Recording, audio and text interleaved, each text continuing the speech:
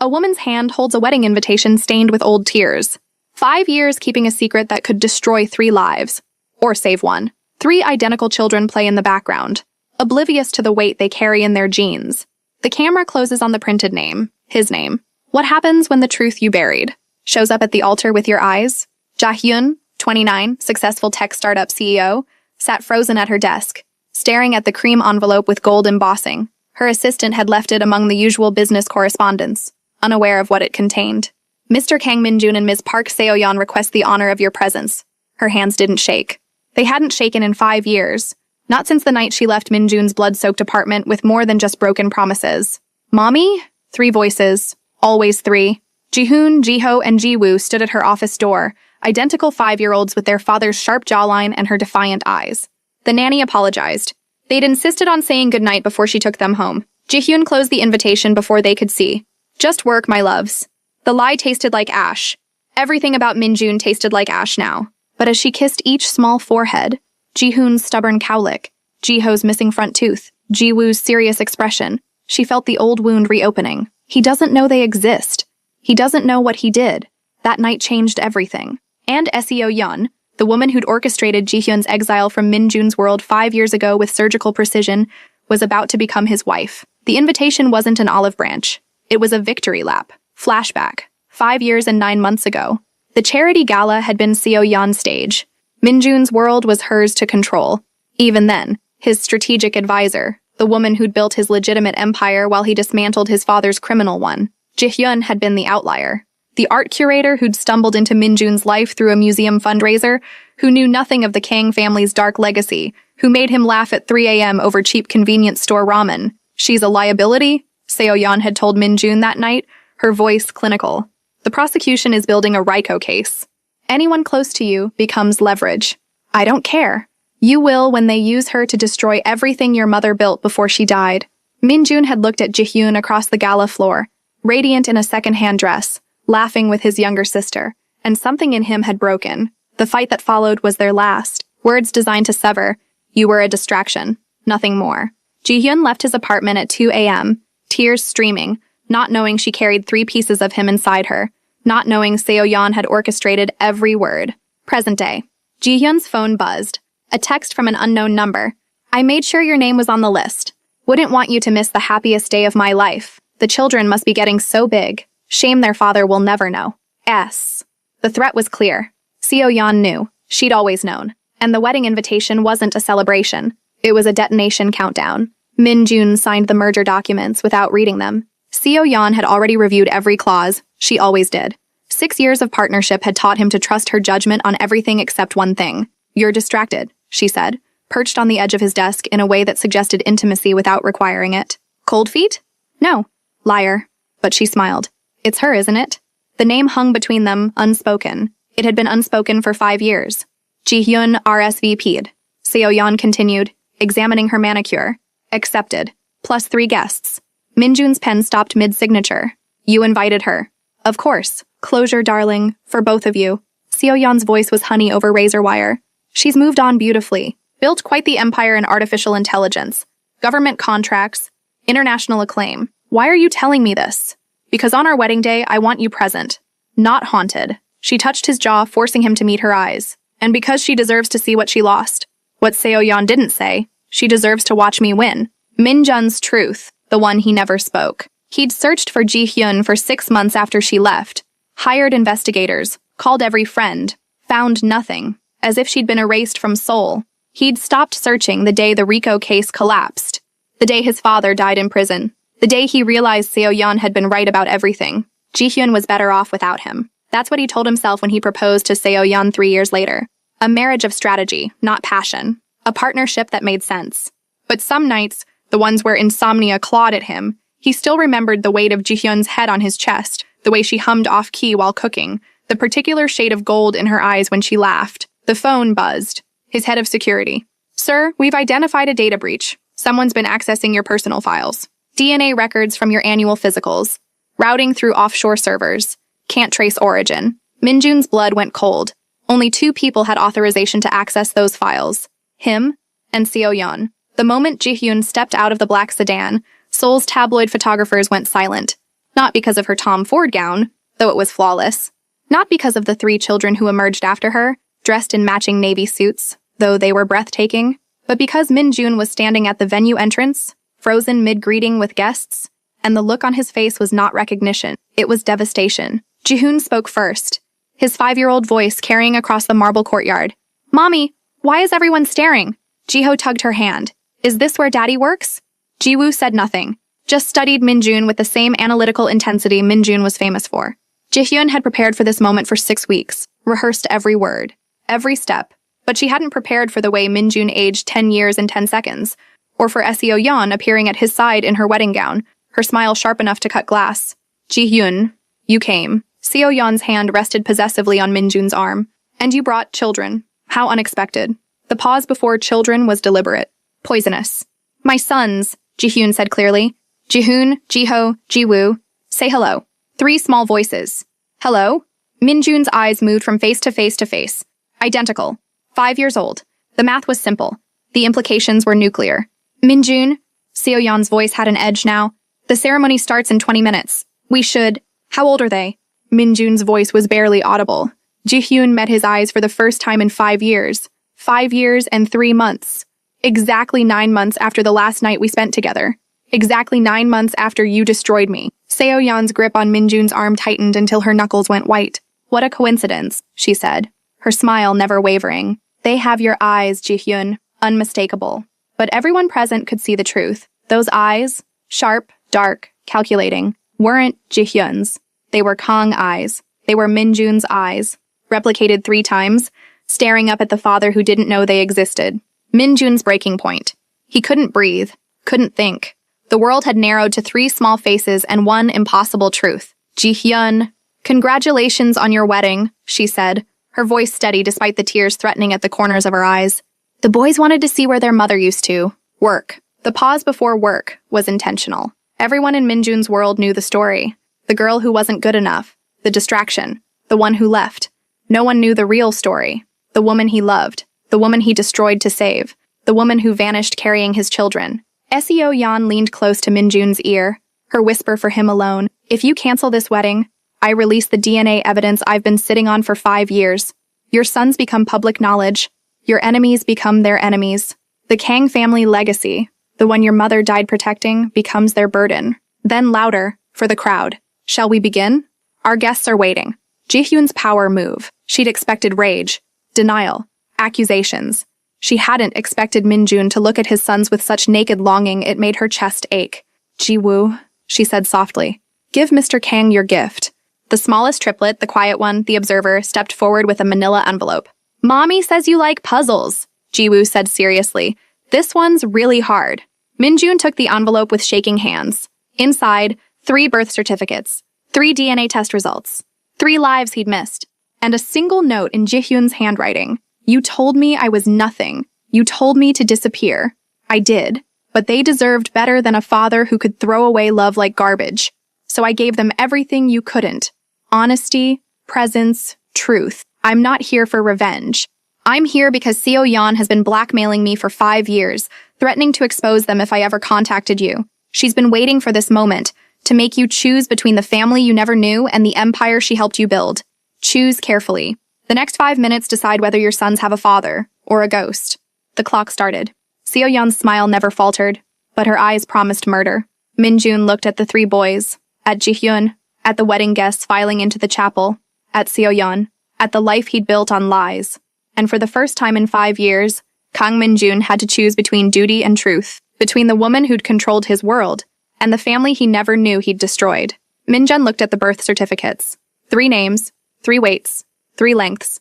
Kang Ji-hoon, Kang Ji-ho, Kang Ji-woo. She'd given them his name, even when he'd given her nothing. Min Jun. Seo Yeon's voice was steel wrapped in silk. "Every second you hesitate, you endanger them more. The Choi family has been waiting 6 years to destroy the Kang name. Your father's enemies. Your enemies. Those children become leverage the moment the world knows they exist. You knew." His voice was hollow. "For 5 years you knew I had sons and you said nothing. I protected them." Seo Yeon stepped closer. "Every threat neutralized. Every inquiry buried. Every trail erased. Do you think Ji-hyun built her company from nothing? I made sure she had the capital, the connections, The protection. Why? Because I loved you enough to let you grieve her. Seoyeon's mask cracked just for a moment. And because those children deserved a mother who could raise them without fear. Something I could never give them. The truth hit him like a blade. You can't have children. Endometriosis. Diagnosed 3 years ago. Her voice was clinical again. This marriage was never about love, Minjun. It was about legacy. Your empire needed an heir. I provided. Alternatives. Ji-hyun. A controlled reintroduction. Once we're married, the children could be legitimized. Protected under the Kang name. You'd have your sons. I'd have my position. Ji-hyun would have security. And what would Ji-hyun have? Seo-yeon's smile was bitter. Everything but you. The door burst open. Ji-hyun stood there, the triplets behind her, her face pale. Tell him, she said to Seo-yeon. Tell him what you did that night. The real reason I left. Seo-yeon's composure cracked further. Ji-hyun, you drugged him. Ji-hyun's voice shook with 5 years of rage. The night of the gala. You put something in his drink because he told you he was going to propose to me. He doesn't even remember what he said to me that night, does he? Minjun's world tilted. That's not rohypnol, Ji-hyun continued. Enough to make him suggestible. Enough to make him say what you coached him to say. You were a distraction, nothing more. But you didn't count on him still having enough clarity to follow me, to apologize, to tell me he loved me one last time before the drug fully kicked in. The night replayed in Minjun's fractured memory, walking after Ji-hyun. The stairs, her apartment, tears, his hands shaking. I didn't mean it. I didn't mean any of it. Her mouth on his, desperate. Goodbye disguised as reconciliation, waking alone. The note. You made your choice. Don't look for me. The gaps in his memory. The missing hours. The headache that lasted 3 days. He'd thought it was alcohol. It was poison. You took that night from me, Minjun said slowly, turning to Seo-yeon. You took my son's first 5 years. I took nothing you weren't willing to lose. Seo-yeon's composure shattered. You think that drug made you cruel? I gave you an out. A way to push her away before your father's enemies used her as a weapon. And what did you do? You followed her. You apologized. You were weak. I loved her. Love would have killed her. Seo-yeon was shouting now. Your father had a hit out on anyone you cared about. Your mother died because she loved him. Your sister was kidnapped at 15. I spent 6 years dismantling his empire so you could have a chance at something normal, and you were going to throw it away on a girl who knew nothing about our world. Silence. Then Jiwoo's small voice. Mommy, why is the pretty lady yelling? Everything stopped. Minjun's choice. He knelt in front of his sons. 3 pairs of eyes. His eyes, looking at him with curiosity, not fear. They didn't know what hate was, what violence was, what the Kang name had cost everyone who carried it. Jiwoo, Jiho, Jihoon, he said carefully. If I could give you something, what would you want? Jihoon. A puppy. Jiho. The Lego Death Star. Jiwoo, serious as always. For mommy to stop crying at night. Minjun looked at Ji-hyun. She was crying now, silently, her hand pressed to her mouth. He stood, faced Seo-yeon. You're right, he said quietly. About all of it. My world is violent, dangerous, unforgiving. Seo-yeon exhaled, thinking she'd won, which is why I'm ending it. Her face went white. The marriage is off. The Kang Empire, the legitimate side, goes to charity. The infrastructure, the buildings, all of it. Minjun? I spent 6 years atoning for my father's sins by building something clean, but it's still built on blood money. It's still a target. He looked at his sons. And I won't let them inherit a war I didn't start but never finished. You'll have nothing. I'll have everything that matters. He turned to Ji-hyun. I can't ask you to forgive me. I can't erase 5 years. But I can choose differently now. What are you saying? I'm saying I'm walking away from all of it. The name, the money, the power, if you'll let me. I want to be their father. Not a Kang. Not a boss. Just their father. Seo-yeon's final move. You think it's that simple? Her voice was deadly calm now. Walk away? Disappear? The Choi family won't let you. They've been waiting for you to show weakness. Let them come. Not for you. Seo-yeon looked at the triplets. For them. The threat hung in the air. Then Ji-hyun spoke, her voice steady. Unless you make the announcement yourself. Right now. At the wedding. Both Minjun and Seo-yeon stared at her. You're brilliant at PR, Seo-yeon. Always have been. Ji-hyun stepped forward. So here's how this works. You go out there and announce that the wedding is off because Minjun has decided to step down from all Kang family business interests to focus on his newfound family. 3 sons. A reconciled relationship. A fresh start. Why would I? Because if you don't, I release the proof that you drugged him 5 years ago. The medical records I kept, the timestamps, The pharmacy records I had my lawyer subpoena last month. Ji-hyun's voice was ice. You go to prison for felony assault and conspiracy. Everything you built crumbles. Seo-yeon's laugh was broken. You can't prove I intended. I have recordings from the gala. You telling your assistant exactly what you were doing and why. Ji-hyun pulled out her phone. 6 years in tech taught me something. Always back up your data. Checkmate. The announcement.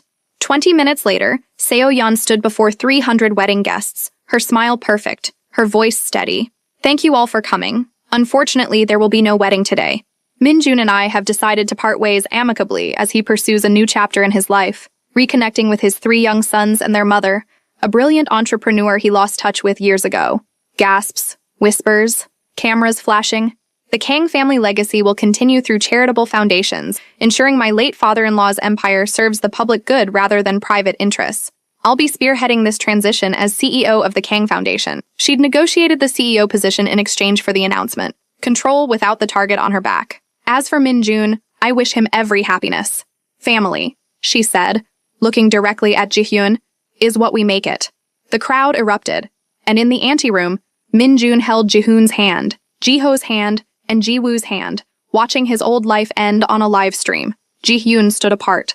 Not beside him. Not yet. What now? He asked.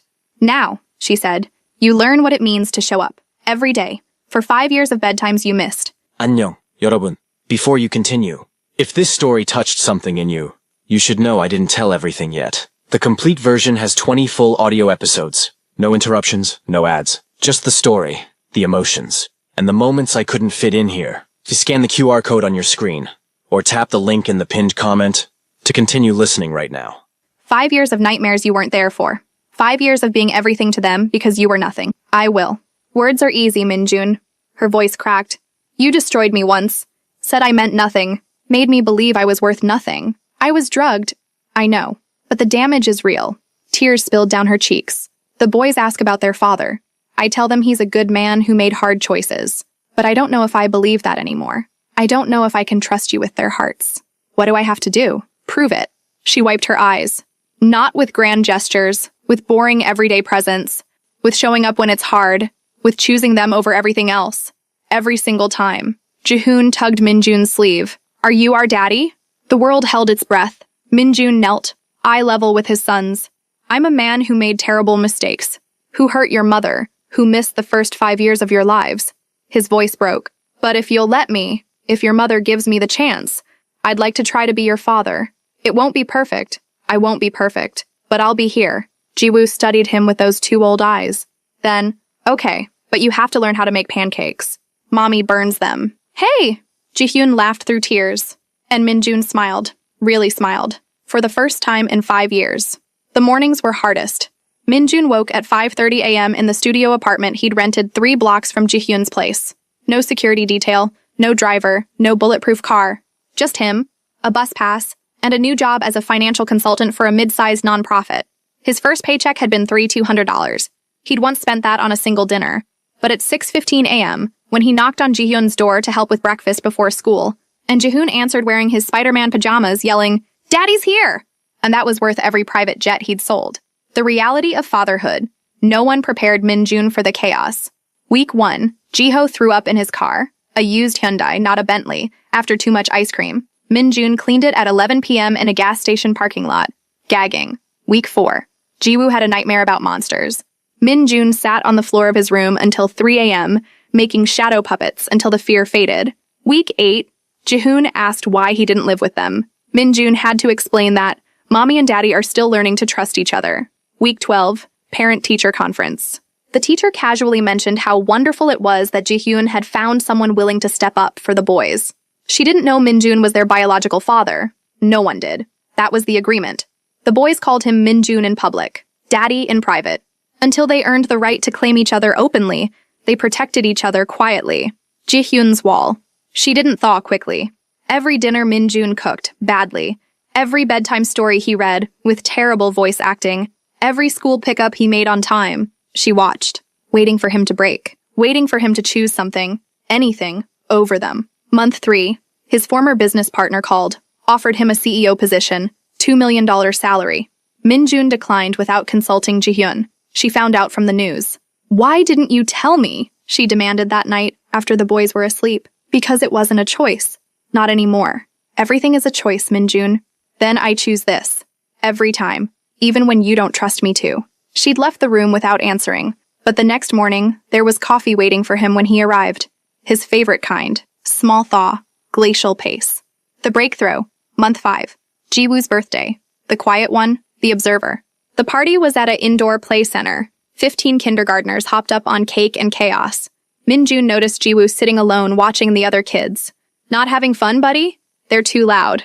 Yeah? Do you ever feel like you don't fit? Minjun's heart cracked. Every day of my life. Jiwoo looked up at him, those Kang eyes, too, knowing for 5, and said, Mommy says you're trying really hard. I am. Is it working? Honesty. That's what Jihyun had demanded, no matter how hard. I don't know, Jiwoo, but I'm going to keep trying until it does. The boy considered this. Then, okay, me too. You too what? I'm going to keep trying too. With you. Being my daddy. Minjun couldn't breathe. I'd like that. Jiwoo hugged him. Brief, fierce, then gone. But Jihyun had seen it. Across the room, tears streaming down her face. That night, the boys were asleep. Minjun was preparing to leave. Stay, Jihyun said. He froze. Just stay. On the couch. I'm tired of you leaving every night. Jihyun, I'm not saying I forgive you. I'm not saying we're together. Her voice was raw. But I'm tired of pretending you're not part of this family. The boys ask why you don't live here. I don't have a good answer anymore. What do you want me to say? Nothing. For once, say nothing. Just exist in the same space, without it meaning everything, or nothing. So he stayed. On the couch. 3 feet from her bedroom door. A gulf of hurt between them, but together in the silence. The Choi family wants revenge, Jihyun said. They want Minjun to suffer. To lose everything the way they lost everything. Yes, we've established this. And so we give them something better. We give them leverage. She pulled up a file on the main screen. Kang Enterprises. Financial Holdings. Minjun's company is worth 2 trillion won. Seo Yan, you're the COO. What if we offered them controlling interest? They'd never accept it. What if we added something they want more than money? More than revenge? Which is? Jihyun smiled. It was not a kind smile. Immunity. Legitimacy. Respectability. She pulled up another file.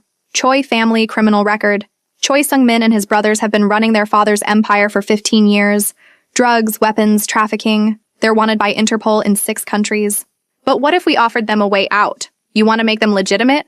Seo-yeon stared at her. That's insane. Is it? Minjun did it. You helped him do it. Why not the Choi family? Minjun finally spoke. You're saying we offer them Kang Enterprises. Complete control. In exchange for my sons. Yes. I'd have nothing. And you'd have your children. You'd have your life. Jihyun met his eyes. Isn't that what you said you wanted? To walk away from the empire? He was silent for a long time. Then, make the offer. Scene 31, the negotiation. Seo-yeon called Choi Sung-min. He answered on the second ring. Ms. Park, how lovely to hear from you. Come to surrender? I've come to make a deal. I'm listening. Kang Enterprises, 2 trillion won in assets. Controlling interest transferred to the Choi family, plus a full legal team to legitimize your operations. Offshore accounts, clean money, respectability. Silence on the other end. Then, in exchange for, the children, unharmed, today. And Minjun walks away, alive. He gets his sons. You get his empire. Everyone wins. More silence. You're serious. Deadly. Why would I trust you? Because I've spent 6 years building that empire. I'm not going to let Minjun destroy it with a suicide mission. This way he lives, the children live, and you get everything you wanted without the mess. Choi Sung-min considered. I want Minjun present at the exchange. I want to see his face when he loses everything. Done. And I want you to stay on as COO, to ensure the transition goes smoothly. Seo-yeon's jaw tightened. Agreed. Then we have a deal. Tomorrow, noon, the old shipyard in Incheon. Come alone. Any tricks, and the children die. The line went dead. Scene 32. The truth. That night, Minjun found Ji-hyun on the roof of Kang Enterprises. She was staring out at Seoul's skyline, tears streaming silently down her face. You didn't have to do this, he said quietly. Yes, I did. I would have traded myself and left our sons fatherless? No. She wiped her eyes. I lost you once. I survived. But they need you. They need their father. I'm not worth it. That's not for you to decide. She finally looked at him. You want to know why I kept them? Why I didn't get rid of them when I found out I was pregnant? He nodded. Because every time I looked at the ultrasound, I saw you. Your eyes, your stubbornness, your brilliance. Her voice cracked, and I couldn't destroy that. Even when I hated you. Even when I wanted to forget you existed. Ji-hyun. I named them after you, you know. Kang Ji-hoon, wisdom and excellence. To Kang Ji-ho, intelligence and vastness. Kang Ji-woo, wisdom and universe. Because I wanted them to be everything you could have been if you'd been born into a different family. Min-jun couldn't speak. So don't tell me you're not worth it, Ji-hyun continued. Because to them, to Ji-hoon and Ji-ho and Ji-woo, you're everything. He pulled her into his arms. She fought it for half a second, then collapsed into him, sobbing. 5 years of pain, 5 years of loneliness, 5 years of being strong, finally breaking. I'm sorry, Min-jun whispered into her hair. For everything. For being weak, for letting you go, for not fighting harder. I don't want apologies. I want you to fight now. For them. For us. I will, I promise. I don't promise. Prove it. Scene 33. The exchange location. Incheon Shipyard. Time, noon exactly. Status, 24 hours after the kidnapping. The shipyard was a graveyard of rusted cargo containers and abandoned ships. Perfect place for an ambush. Min-jun, Ji-hyun, and Seo-yeon arrived in a single vehicle. No security, no backup. As demanded. Choi Sung-min was waiting, flanked by 12 armed men. And in the center, 3 small figures. The triplets. Alive, unharmed, blindfolded. Mr. Kang! Sung-min called out. Right on time, I appreciate punctuality. Where's the paperwork? Seo-yeon said coldly. The transfer documents? Right here. Sung-min held up a briefcase. Kang Enterprises. All yours for the low price of 3 children. Let them go first. Not how this works. You sign, then I release them. How do we know you won't kill us all the moment the transfer is complete? Sung-min smiled. You don't. Min-jun stepped forward. I'll sign. But I want to see their faces first. I want to know they're okay. Min-jun! Ji-hyun grabbed his arm. It's okay. He looked at her. Trust me. He walked towards Sung-min, slowly, hands visible. Remove the blindfolds. Sung-min nodded to one of his men. The blindfolds came off. Ji-hoon, Ji-ho, and Ji-woo blinked in the sudden sunlight, then saw their parents. Mommy! Ji-hoon screamed. Daddy! Ji-ho shouted. Ji-woo said nothing, just stared at Min-jun with those 2 knowing eyes. Min-jun knelt in front of them, even though there was still 20 feet of distance, guns pointed at everyone. I'm sorry, he said quietly. I'm so sorry, but I'm going to fix this. I promise. Are you our daddy? Ji-hoon asked, tears streaming down his face. Yes. For real? For real. Ji-ho, are you going to save us? I'm going to try. Ji-woo, ever analytical. What's the probability of success? Min-jun smiled, despite everything. Higher than you think. He stood, walked to Seo-yeon. Give me the documents. She handed him the briefcase. He opened it, reviewed the transfer agreements, everything he'd built, everything he'd sacrificed his father's legacy to create. Gone. He signed. There, Min-jun said, handing the briefcase to Sung-min. It's yours. Now release my sons. Sung-min took the briefcase, reviewed the signatures, smiled. You know what? I think I'll keep them anyway. What? You heard me. The company and the kids. Because watching you lose everything is so much more satisfying. He raised his gun. Scene 34. The reversal. But Min-jun was already moving, not toward Sung-min, toward Ji-woo. Because Ji-woo had been working on the ropes binding his wrist for the past 5 minutes, loosening them, waiting for the right moment.